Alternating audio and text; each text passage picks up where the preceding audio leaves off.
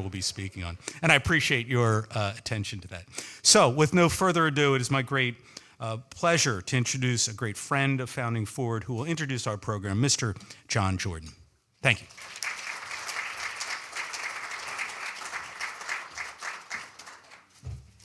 It's an honor to be with you all tonight, even though I missed a step that wasn't there. I'm not going to tell you. It's my first time. Give me a break.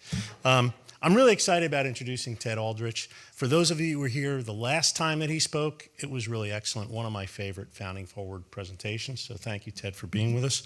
I promised John I wouldn't go far off script, so that's it.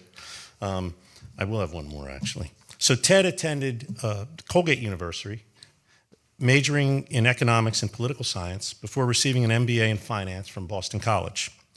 Through his career, he's been focused on finance with an emphasis on commodities.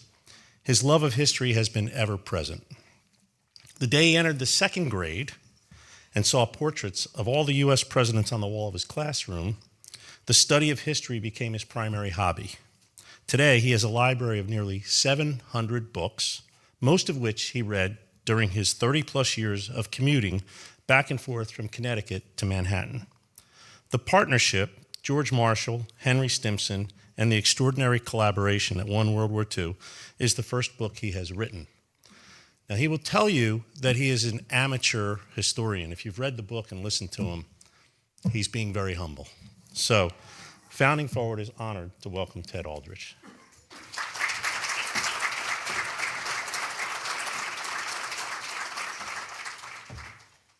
Thank you, John, and thank you all for coming out tonight. I anticipated that the weather was going to be prevent a lot of people from coming, but it looks like you guys can bear it. It's an honor speaking here again, but I am a little conflicted about being here. I'm a huge New York Giants fan. That's what I got last time, and given that we've lost 23 of the last 25 games against you. You can understand why it's a little triggering for me to be anywhere near Philadelphia. My drive here, as soon as I got south of MetLife Stadium, I just got this bad feeling. You have our former great running back, and you broke the ankle of our next great running back. And funny story is of the 3 wins we've had in the last 25 games, one of them was week 6 this year. And amazingly, I got an email 3 days afterwards from Corey Stavanis from Founding Forward, saying, "Do you want to speak again?" And I'm like, this is 3 days after we beat you guys. I'm like, hell yes. and he said, he started talking about the schedule, and when do you think you can come? I said, I can come tonight. And certainly this week, he said, we're not going to be able to do till January. Well, I committed to come because I was in a pretty good place from the Giants standpoint. Of course, we lost 2 weeks later. We lost to you guys, and we lost our running back when you broke the ankle, and then we lost 10 in a row. But I stuck to my commitment, so I'm here. But and by the way, the team's fine. I like the players. I like the coach. I like the quarterback. It's the fans I'm not crazy about. But I understand if the record were the other way around, I'm pretty sure I'd be walking through the aisles, dancing through the aisles. So let us get started. I call this presentation, It's Complicated. And the reason I do that is I can make a very easy argument as to why the U.S. dropped the bomb. They dropped the bombs, I should say. And I can also make, as other authors have, a more complex argument. And because it's simple and complex at the same time, I think it's pretty complicated. Before I start, I want to describe a meeting that took place on June 18th, 1945. This essentially, hosted by President Truman, there in the middle. And this essentially is the high command. These are the powers that ran the war. You have Henry Stimson, the guy I wrote about, Secretary of War in the upper left. You have Secretary of Navy Jim Forrestal. You have the U.S. Joint Chiefs of Staff, including George Marshall, the other person I wrote about. And then the only guy that's not a member of the high command is John McCloy there, who worked for Stimson. Stimson was 78 years old at the time, so he kind of needed someone to help him take notes and stuff. This meeting was important, but before I get into the reasons it was important, I need to remind you how improbable it was that Truman was president. 11 months before this meeting, he was kind of a nobody. He was a junior senator from Missouri. He'd achieved some news from being a watchdog, but nobody really knew him. And then in November, or in the summer of '44, Roosevelt put him on the ticket to replace Vice President Wallace, and he shocked Truman. And he shocked the world, and they won the election in November for Roosevelt's fourth term. And they were inaugurated in January.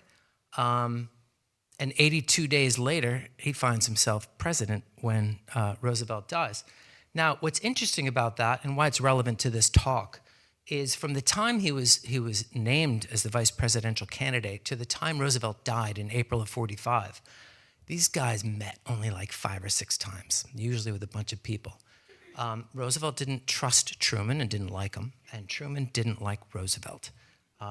Truman thought he was an elitist, which kind of cracks me up because it's like saying I don't like Michael Jordan because he's athletic. I mean, nobody was more elite than Roosevelt. But as a result of this, nobody talked to Truman. He hung out in the Capitol with his former colleagues, Senate colleagues, and he knew absolutely nothing about what was going on other than what he read in the papers and what senators heard. So let's give you a little timeline after he took the oath of office on the day Roosevelt died, April 12th, 1945. 10 minutes after he took the oath of office, he learned that there was such a thing as the atomic bomb. Now think about how secret that atomic bomb was, that the Vice President of the United States didn't even know about it. The story was that Henry Stimson, the guy I wrote about, he took Truman aside as they were leaving the cabinet room where Truman had taken the oath of office and said, "Listen, I gotta talk to you for a second about something, and it's really hard for me to describe exactly what it is. You have a lot on your plate. You need to figure out where the bathrooms are in the White House. So I'll come back to speak to you about this, but let's just suffice it to say that we're building this bomb it's big enough that one bomb will destroy an entire city. And I don't think I can explain how powerful it might be because it hadn't been tested at this point yet." And Truman was like, "Wow," and he was later briefed a couple weeks later. 18 days after Truman took office, Hitler killed himself. And then less than a month after he took office, the Germans surrendered. So here you have this guy who was largely unknown, and now he's the most powerful guy in the world trying to figure out how to reorganize Europe after the worst war in history. So amazing. Back to this, let me just say one other thing. Because he was so focused on that, Japan was kind of an afterthought. Japan's Navy was largely at the bottom of the sea. We had air superiority almost everywhere. So no, he wasn't really thinking about that. But George Marshall, the Chief of Staff of the Army and Air Force, keep in mind the Army and Air Force were the same back then, they weren't separate, kept on coming into Truman's office with casualty reports. He did the same thing for Roosevelt. He wanted the presidents to know the human cost of the war. And what was going on at that time, the battle that was going on, was the Battle of Okinawa. It had started roughly at the same time Truman took the oath of office and was ending a little before that meeting that I'm about to describe to you. And 12,500 Americans had died in that battle, and another 38,000 were injured. So Truman was like, for someone thinking that that was largely the Pacific War was going to end, he was in shock of how bad the casualties were. So he scheduled this meeting. And when they all gathered in his office, he said, "How are we going to end this war in Japan?" And the Navy, their idea was just to blockade Japan. Japan was a net importer of foodstuffs, and Navy thought, we have the naval superiority, we can prevent any food from getting there, and they're all starved to death. And Marshall and Stimson, among others, just thought that wasn't a good idea. One, it wasn't too sporting. A lot of people would die, and also drag the war out, and Americans would not be interested in really dragging the war out too much longer. They were ready for the war to end, particularly after Germany surrendered. The Air Force, which did report to George Marshall, and that's Hap Arnold. Well, that's not Hap Arnold. Hap Arnold had a heart attack, so he wasn't at this meeting. That was his stand-in, I think, Ira Eaker. The Army thought that they could just bomb Japan into submission and that they would surrender. It didn't work for Germany. It took Russians and Americans being on the ground in Berlin for Hitler to kill himself, and eventually the Germans to surrender. And Marshall and Stimson were both convinced the same thing was going to be the case with Japan.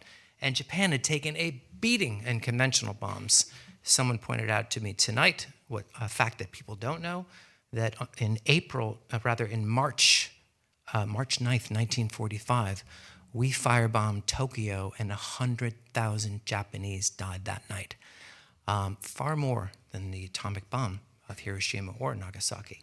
So that ship had sailed and they hadn't surrendered. The Japanese don't believe in surrendering. They're a very different culture. So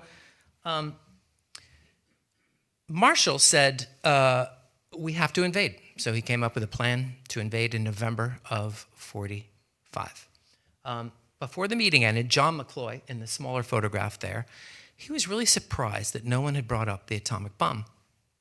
And so he brought it up. He said, and it hadn't been tested at this point. Still a month or two away from being tested, a month away from being tested. And McCloy said, hey, why don't we just tell the Japanese we're going to drop the atomic bomb on them unless they surrender. And everyone was really nervous because up to that point, it was so secret. You recall Truman didn't know about it until he was president, that no one ever talked about it. So they're all kind of shuffling around. But McCloy knew that all of them had clearance, but they didn't talk about it long. Truman simply said, we haven't even tested this thing yet, and I'd rather keep it a secret. So they moved on. Now, after that June 18th meeting, let's just give you a little timeline. Less than a month after, we tested the bomb successfully in the desert in New Mexico. 8 days after that test, the decision to drop it was made. I put that in quotes. I'll explain why later. 13 days after the decision, we dropped the first bomb on Hiroshima. 3 days after Hiroshima, Nagasaki. And 6 days after Nagasaki, Japan surrendered. So 36 days after that meeting, the decision was made. And I'm going to explain a little about that. First, I should tell you, you're probably asking, why am I speaking to you about this? It's a fair question. I probably shouldn't be. I wrote a book called The Partnership on George Marshall and Henry Stimson.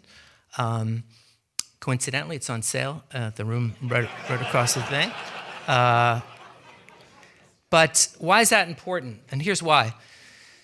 When Roosevelt first heard about the bomb from Albert Einstein and another physicist named Slazard, someone can correct me on that pronunciation, he formed a committee, and the committee, he basically had the vice president on it, a couple scientists, and the civilian and military heads of the Army and Air Force, which is Stimson and Marshall. I always think, when I saw this, the committee he created, I picture a Hollywood scriptwriter, if some bomb, and if he had to create a similar committee, he'd do the exact same thing. The president, the vice president, the heads of the Army, and a couple crazy scientists. So that's what Roosevelt did. And this committee decided that they should build one. So Roosevelt put Henry Stimson in charge. George Marshall worked directly under him. They, in turn, hired Leslie Groves. If you guys saw the movie, what was it called? It's Oppenheimer. Yes, that's the Matt Damon character. That's Leslie Groves. They put him in charge of running it. He wasn't a scientist. He was an industrialist, though. He had helped build the Pentagon. Pretty talented guy. So Henry Stimson was in charge of building the bomb. Among all the other things he was in charge of, he also had the responsibility for that. And then it was a dream project for a while. A few people didn't think it was going to happen at all. The Admiral Leahy, who was on the Joint Chiefs of Staff, who fancied himself a munitions expert, said as much, said, I'm a munitions expert, this thing will never be built. But about 3 or 4 months before it was tested, the scientists went up to Stimson and said, this thing's for real. This is going to happen. So Truman formed a committee, the interim committee. Stimson named it because he knew eventually the civilians should have oversight over the atomic bomb. And Truman put Stimson in charge. Now, this is very interesting that this interim committee, its mission was to guide Truman on what to do with the technology. It wasn't given the job of figuring out what to do with the bomb. That's interesting, and think about that as I come up to a conclusion later about the decision. So I have to briefly mention what kind of men that Stimson and Marshall were, because I think it's also important to understanding how the process went for us dropping the bomb. I'm going to go over this quickly because a few of you were here at the last time I spoke about my book, 18 months ago or so. Stimson was an elite guy, went to Phillips and Andover, went to Yale, top 2 in his class, Harvard Law School, top 2 in his class, worked at a really prestigious New York law firm, and then Teddy Roosevelt gave him his first job in 1906, U.S. Attorney to the Southern District of New York, crushed that assignment. It got him named by William Howard Taft, who I saw a portrait of when I was walking the halls before, as Secretary of War in 1911.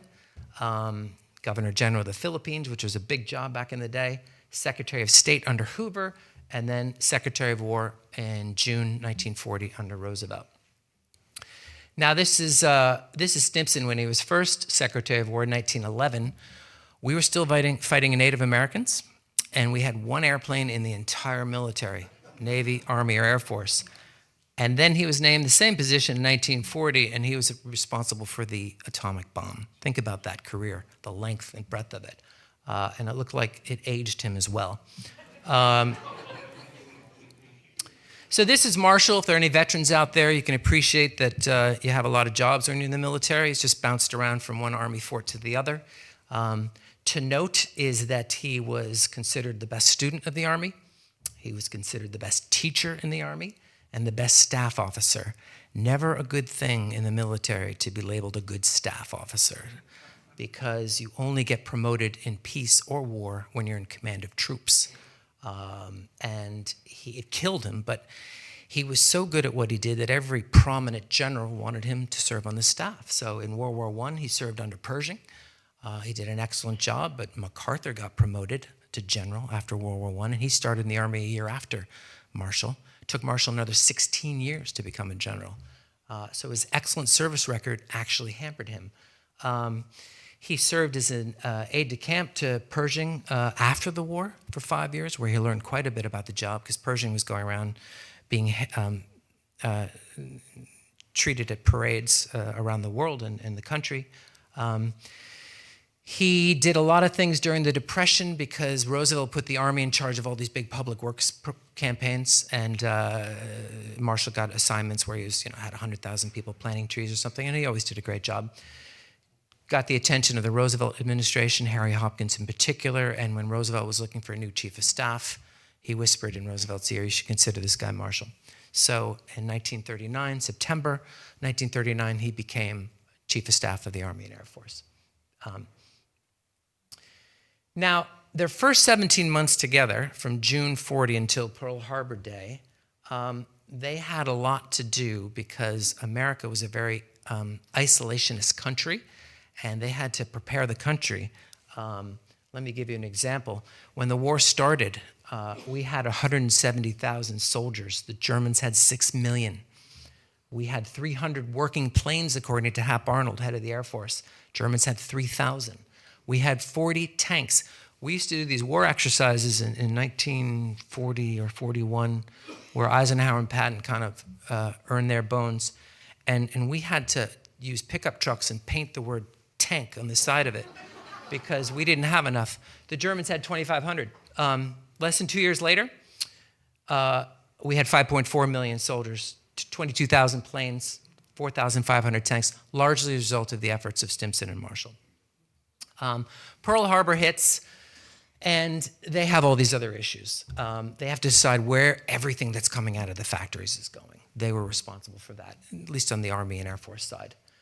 They have to decide whether we concentrate our efforts in Europe or the Pacific Theater, Germans or Japan. What's the strategy in Europe? What's the strategy in the Pacific? What do we do about the Philippines, which was a possession of ours? They had to reorganize the army. They had to decide manpower. How many people do you put in the factories to make the weapons? How many people do you put on the ground to use them?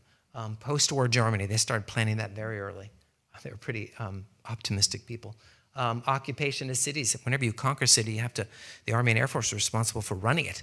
And of course, the atomic bomb, which is kind of my subject tonight.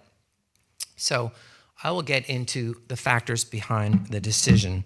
Again, I shut off my power. I don't know when 40 minutes is going to hit, but when the music plays, I'll slow down. This is the Manhattan Project timeline. So Stimson took over the project of building it in June 42. 3 years later, we successfully tested the bomb. The final decision by Truman was 8 days after that. And then, as you can see, August 6th, Hiroshima, August 9th, 1945, Nagasaki. So I gave this lecture first to some students for 3 semesters at Colgate University. It was a science class called The Atomic Bomb, run by an astrophysicist. And she told me she could build an atomic bomb, but she can't explain how the decision to use it was. So she asked me to lecture the kids. And a lot of this presentation is based on their questions, because when they saw that it was only 8 days, they thought, how much could they really have thought about this? They were very against the dropping of the atomic bomb. But they did think about it. And I had the benefit, when I wrote this book, of having Stimson's diary on a laptop. I wrote this book on my train commute from Connecticut to New York over 7 years, and it helped greatly that I could get his 10,000 pages on the diary, 4,000 of which were during the war. And he thought about it a lot, and I'll read a few of these. This is when he first learned of the atomic bomb. He wrote, Dr. Vannevar Bush came in to convey to me an extremely secret statement from the Scientific Research and Development Office, a most terrible thing. This is November 1941. When John McCloy was asked after the war how Stimson thought about the bomb, he replied, always on his knees. So he was, meaning he thought very deeply about it. I've read this in his diary entry of March 45. So this is still 4 months before it was tested successfully. He wrote, we are up against some very big decisions. The time is approaching when we can no longer avoid them and when events may force us into the public on the subject. Our thoughts went right down to the bottom facts of human nature, morals, and government, and it is by far the most searching and important thing that I have ever had to do since I have been here in the office of Secretary of War, because it touches matters that are deeper than even the principles of present government. So he was thinking about it. This is a couple months later, May 1945. Again, 2 months before it was tested. He said, I have made up my mind to make that subject, the bomb, my primary occupation for these next few months, relieving myself so far as possible from all routine matters in the department. Now, let's talk about the decision to drop the bombs. I like this slide because it kind of reminds me of E equals MC squared, with the little numbers there, which would be appropriate. So those are footnotes. Now, the reason I have a footnote in the decision, because in my opinion, the decision to drop the bomb was made at the time the decision to build the bomb. There was never discussion on whether to use the bomb or not. It was only how to use the bomb, which is important because there are ways to use the bomb where you wouldn't kill people, and they were talked about. And the second thing, a lot of people say, well, all right, sorry, we dropped the first one. Why do we drop the second one? It was never a separate decision. The decision was, we're starting to build these bombs. We're going to use them as ready. That was the order from Truman. Use them as ready. And we had a third that probably could have been used within 10 days of Nagasaki. I'm not sure where it was going to go. But that was the decision. So it wasn't 2 separate decisions. And like I said, I don't even think it was a single decision. Truman, when he became president, he knew nothing about this. And he knew nothing about a lot of things because he wasn't prepared. And he decided to go along with all of Roosevelt's policies. He had these people in place. Stimson and Marshall had been involved since day one of the war. He respected them greatly. Stimson, I should have mentioned this before, what he was known for above everything else was integrity, bipartisanship, and competence. And Marshall also even more so known for his integrity. So Stimson, who thought Marshall was the greatest American ever, trusted him and Stimson quite a bit. So here is the crux of my argument. The principal reason that the U.S. bombed Hiroshima and Nagasaki was to end the war. I know that sounds silly, but we were really tired of war. This is obviously a scene of burial at sea. We were war weary. We had 420,000 people dead, and 12,500 of those were in the last 3 months in Okinawa. 672,000 wounded, 38,000 in the last 3 months. 65% of all American deaths occurred between June 1st, 1944 and June 1st, 1945. Americans were sick of the war. Those who weren't on the front lines fighting it were in the factories working really hard to make more war products than all the other powers combined, which is remarkable. That's how, and that was, again, I give a lot of the credit to Stimson and Marshall for that production. So American casualties, what I just talked about in proportion to today's population. Back then, the population of the U.S. was 136 million. So you really have to look at it as if it were today, where we have, 315 million or something. It would be the equivalent of 1.1 million dead so far, and 33,000 in Okinawa, and 1.7 wounded. I mean, you think about our reaction to 9/11, where we lost almost 3,000 people. This was 1.1 million in the equivalent proportion to our population. We had not emerged from the Great Depression. So when our war started, when Pearl Harbor was attacked, we weren't quite out of the Depression. It had been years since things were normal in the U.S. It was yet another reason why the Americans wanted to end this war, and why the people like Stimson and Marshall and Truman and Admiral King and the Joint Chiefs of Staff kind of had a feeling that the Americans were not going to put up with this thing being dragged out. This last bullet point is a little controversial, but it's true.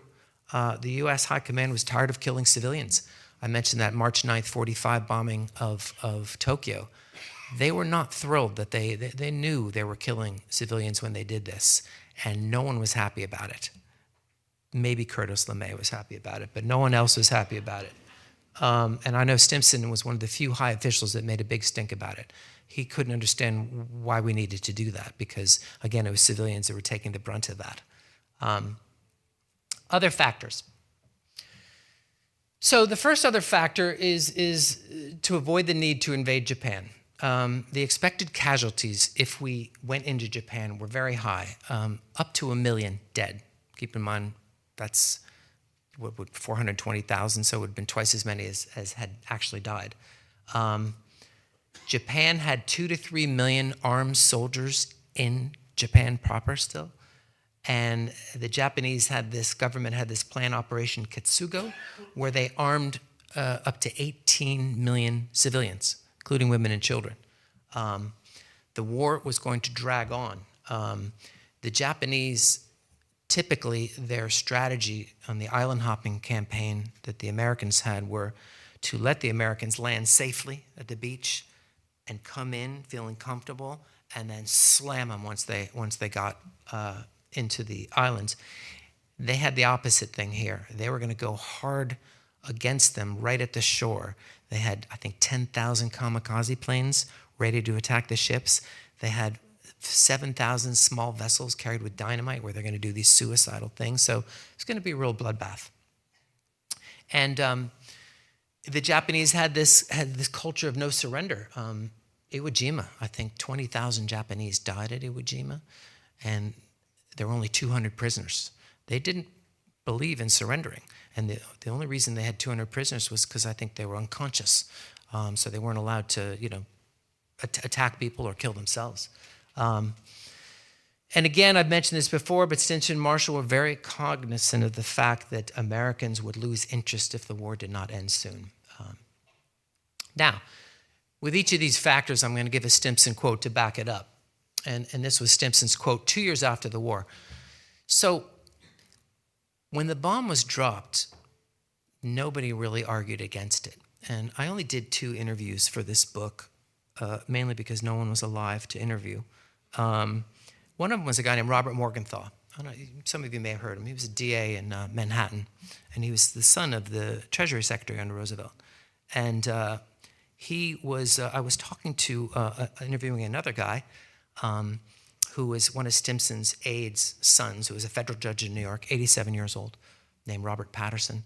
And he said, listen, you really want to know more about Stimson and Marshall and their dynamics, you need to speak to Robert Morgenthau. And at that point, I'm thinking, I didn't say this, but I'm like, Robert Morgenthau's still alive?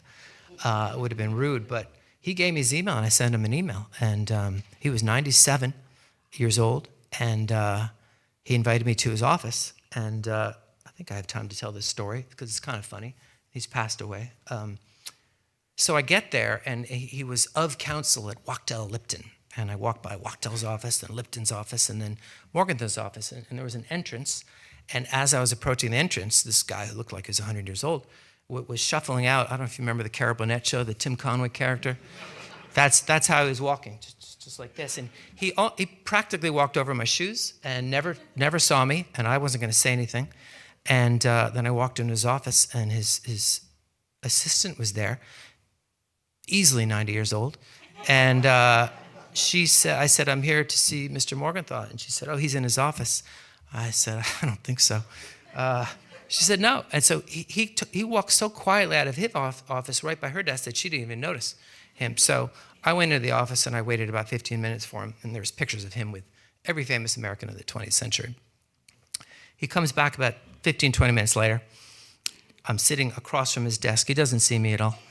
And he sits down, and I didn't know what to do, so I kind of just coughed like that. And he looks up, and this is what he said. He said, son, I want to talk to you about my 401k. And I'm like, oh man, I had a job at the time. I'm just like, listen, Mr. Morgenthau, I'm actually here. And then he finished my sentence. Oh, you're here to talk about Stimson and Marshall. He was sharp as a tack to talk for an hour and a half. But the most important thing he said to me was, when you get to the part about the bomb, don't let anyone convince you, whatever you read or whatever you hear, that it wasn't popular among every rank of Americans. We all supported it. What happened was 2 years after the war, a guy named John Hershey, I think, came up with an article called Hiroshima that was in a magazine. And he focused on 5 Japanese survivors. And their stories were horrific, as you can imagine. And that's when people started to question it. So Stimson was asked to address that, and this is what he wrote. My chief purpose was to end the war in victory with the least possible cost in the lives of the men in the armies which I helped raise. In the light of the alternatives, which, on a fair estimate, were open to us, I believe that no man in our position and subject to our responsibilities, holding in his hands a weapon of such possibilities for accomplishing this purpose and saving those lives, could have failed to use it and afterward looked his countrymen in the face. So this was the plan to invade Japan. That we were going to first attack the South, Kyushu, soften it up, land some planes there, then bomb, soften the Tokyo plane up, and then invade Tokyo. That was a pretty standard military operation. The Japanese had this thing called the fundamental plan. I mentioned a little, 10,000 kamikazes, 1,000 boats with TNT. I'm glad I have that because I said it was more. They were going to kill the Americans at the beaches. The idea, the Japanese had no intention of winning the war. They knew they couldn't win the war. They just wanted to bleed the Americans to force them to give them better terms. That was their strategy. And they didn't care how many people they lost. People talked, they had a Corps 6 high command. And they talked about the glory if all 120 million Japanese died like cherry blossoms falling in the spring or something like that. They wanted to take it down to the last man, woman, and child. This is because of cultural differences. I worked for the Japanese for 11 years. I worked for a bank called Mizuho Bank, running their trade and commodity finance business. I've been to Tokyo about 20 times. They have a different mentality, and at the time, their army thought they were invincible. The Japanese versus Americans, we have a belief in rights. The Japanese have belief in obligations. And there's a face saving is something that Americans are, we're taught to make mistakes growing up, and you can get embarrassed. That's how you learn. The Japanese don't have that. I had some young Japanese who worked for me. When they made a mistake, they just felt they were letting everybody down, their family, their country, themselves. It's just a different mentality.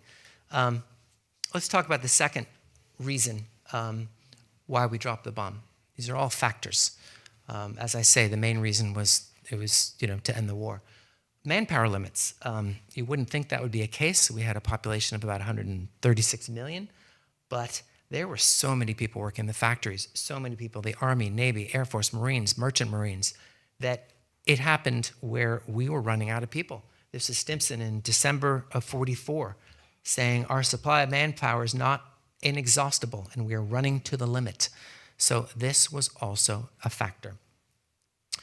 Justify the cost of the bomb. The bomb cost $2 billion to make. Doesn't sound like a lot today. It was a lot back then.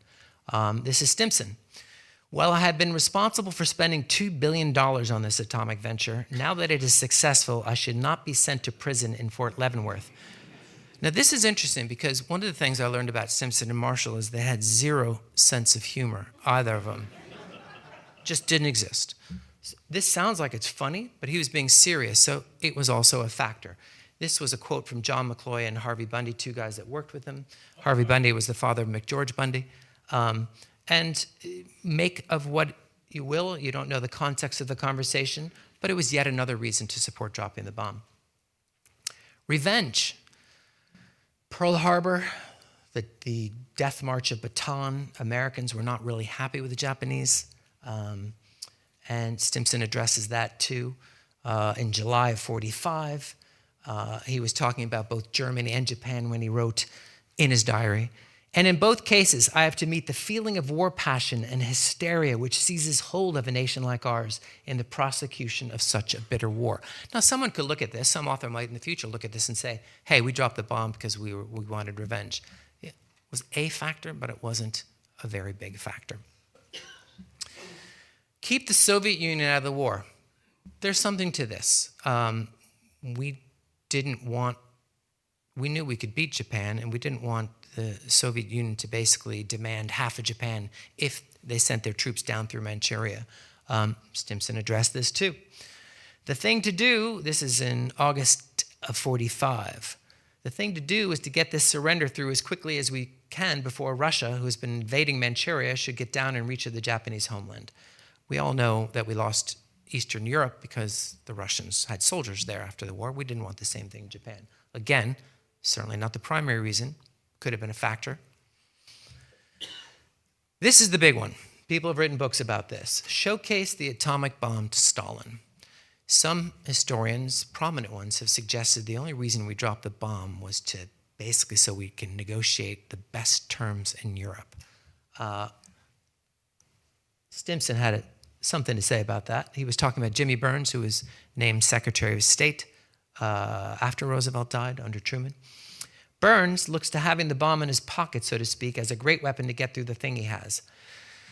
That was September 45. There's no question that it was an ancillary benefit of having dropped the bomb was that it definitely made Joseph Stalin think that he probably can't be as aggressive as he wanted to be. But again, it wasn't the reason we dropped the bomb. That's Burns there on the left. That's Truman, and that's Admiral Leahy. Now, a few of the questions historians have asked, and I'd like to address here. What if the U.S. relaxed the conditions of surrender? So the background on that is, at a conference in January 43, Roosevelt was sitting around with Churchill, and he answered a question of a reporter, what terms are you going to give of the Europeans and the Germans and the Japanese? And he channeled Ulysses Grant. This is the Grant room, right? He channeled Ulysses Grant, who famously said unconditional surrender to I think, in one of his battles. I can't remember which one.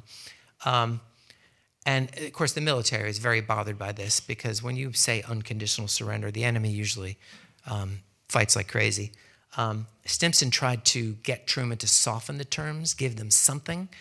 But politically, Truman couldn't do it because the Americans were in no mood. The Republicans would have taken advantage if we tried to give them anything. That's that revenge bit.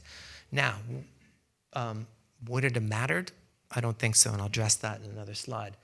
Interestingly, when we at the Potsdam Conference, we did the Potsdam Declaration, which actually did, in a tricky way, give them certain terms, because we said once they get their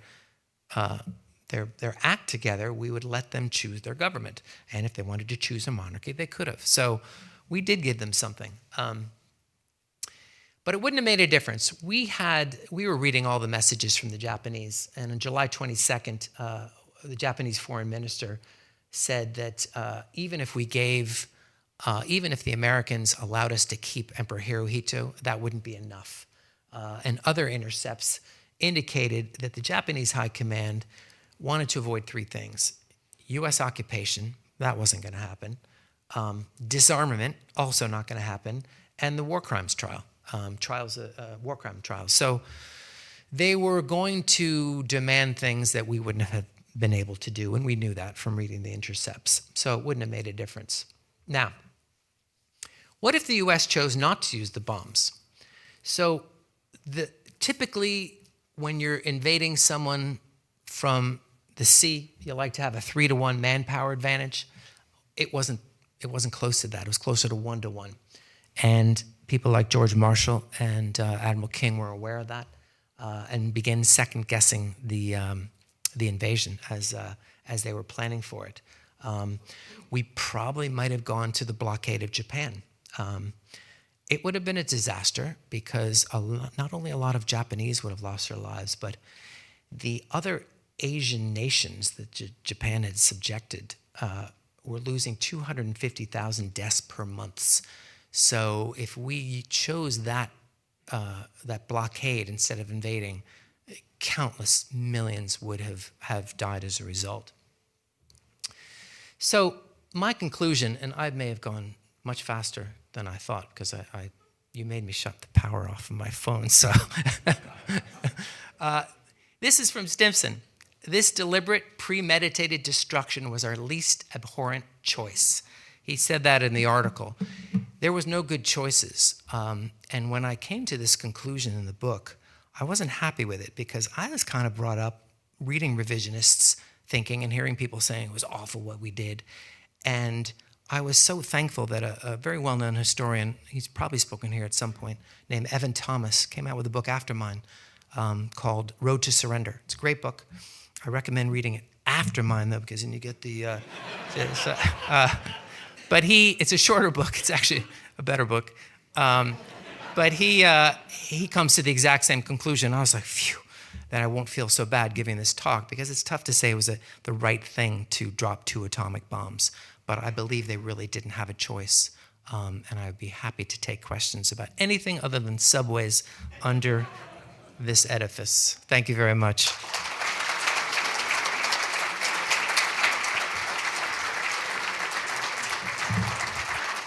Ted, thank you for a wonderful talk. We do have time for a couple of questions. Just raise your hand and a staff member will come to you. Kristen, right in the middle there. Thank you. Thank you for the presentation. Really informative. Thank you. I guess one of the questions that people have asked is, do you think Nagasaki, the second dropping, was necessary? Because people said that it was only moved up because of the weather conditions, and that Japan didn't really have enough time to take into absorption what happened at Hiroshima. Do you think Nagasaki, the second dropping, was necessary? That's a really great question, and there are a lot of authors who will always say that's a really great question to every question. I don't. It's a really great question. And here are the reasons why I think it was okay. And the first thing is the Japanese communications were fine. They found out about Hiroshima instantly, all the way they communicated. So the high command, and the high command was six individuals.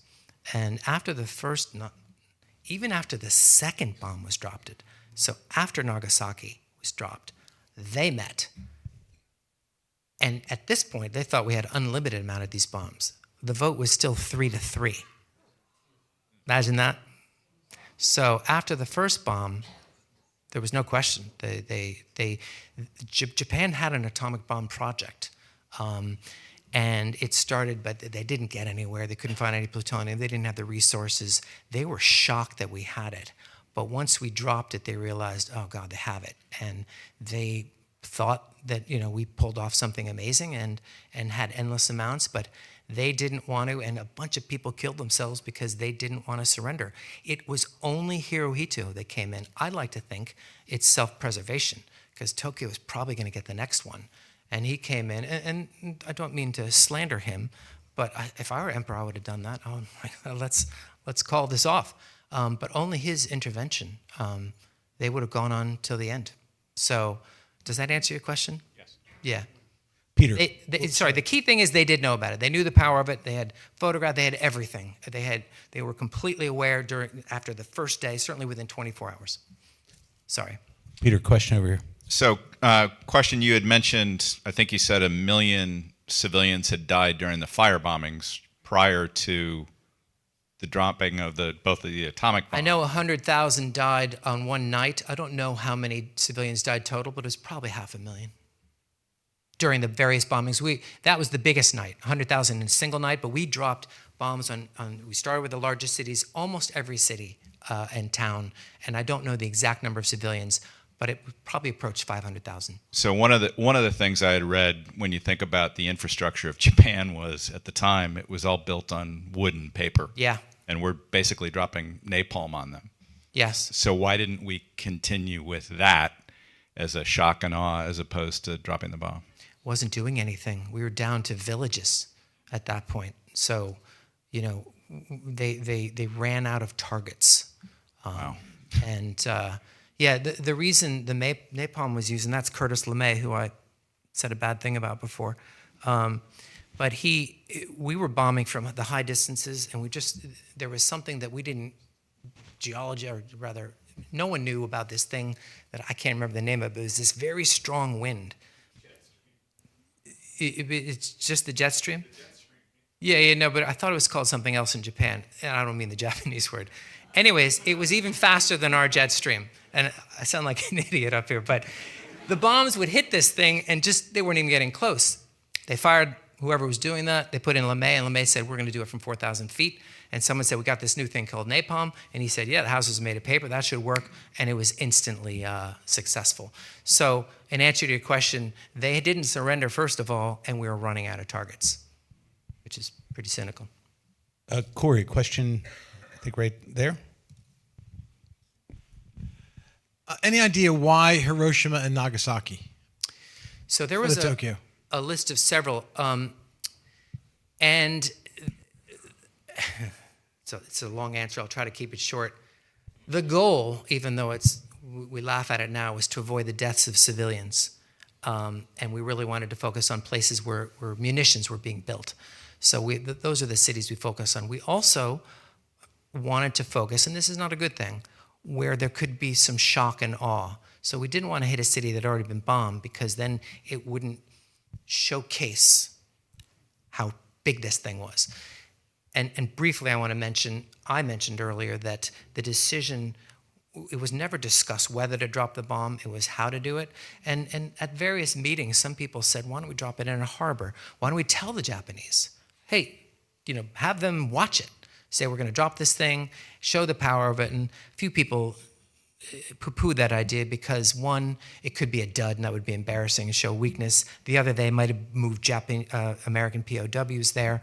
So there were other solutions, drop it on Mount Fuji, all kinds of crazy ideas. But they wanted to hit a place where there were munitions. They wanted to be shocking. And there were a few on the list that got cut. For example, one, which is Kyoto, thank you. And Stimson cut that, and he had to cut it several times from Leslie Groves, the Matt Damon character, kept on bringing it back up. But Stimson, he was a pretty wise guy. He said, you know what, we need Japan after the war to be a strong democracy in the fight against global communism. We need them to be a trading partner. If we take out Kyoto, they will never forgive us, because it was a spiritual home of Japan, even more so than Tokyo. So he took it off. Some people argue because he took his honeymoon there with his wife, but that wasn't the reason. Yeah, he didn't. He'd been there with his wife, but he'd been a lot of places with his wife. So that was those were the reasons they wanted they specifically wanted a place where there were munitions being built. And at that point, the Japanese weren't building it in factories. It was like houses and gymnasiums and things like that. They knew they were going to take out civilians, even though they used these coded words while they were targeting. You know, the fact is, they knew it was, and that was the bad part. They knew civilians were going to die as a result of this. Kristen? Thank you. Thank you. So you mentioned we dropped the bomb, and you said that many Americans were in favor of that at the time. Yes. But then as you look over the course of a generation or so, American population has sort of changed that view, and then they question whether we should or shouldn't have. Yes. Do you have any perspective in terms of how the Japanese population reacted to that over their generation or two? I think they're pretty against it. But that was me being funny. Honestly, I went over there and I never brought up the subject to anyone. I didn't think it was appropriate. So I don't know. And, I think they were against it. But they were more mad at their government, to tell you the truth. They were taken over by people in the military. The military was running the country. They were even they were also more powerful than the emperor. And much like the German people were led by bad people. So were the Japanese. One last question, Peter. You have one right here. Can you say a little more about the emperor and the military high command? Short answer, no. But I'll try. The emperor was someone. It's very complex. He's an all-powerful emperor, but at the end of the day, at this stage in Japan's history, the military was so powerful that they could kind of do with him what they wanted to do. He did speak up, and he did get them to turn on it. But remember I mentioned that 3-3 vote? He had 3 people who were okay with surrendering. And it was the 3 civilians on the committee of 6. So he was all powerful, but the military was very, very powerful. And here's the thing, his power was with the Japanese people, less than the government or the military. So the reason Stimson and Marshall wanted to keep him around was because, let's say they did surrender, someone surrendered, Japanese soldiers would have continued. The only person the Japanese soldier would ever listen to was the emperor. That was the power that he had over the people. And so that's why it's very complex, the relationship. He had power of the people, but not over his own government. That's not that helpful, but. Do you think that was the key? Is that the key for Japan embracing the U.S. after the war?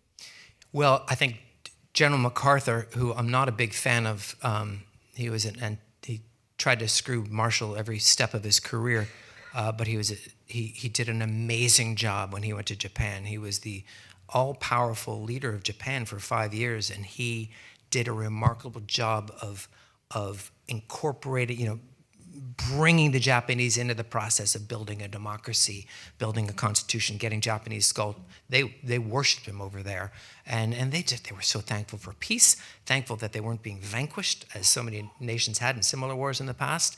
So that was very much a big reason why they didn't have a problem with us, because we really helped them. There was, the Marshall Plan wasn't just Europe. We really supported Japan as well. Ladies and gentlemen, please thank Ted Aldrich. Thank you very much. Thank you.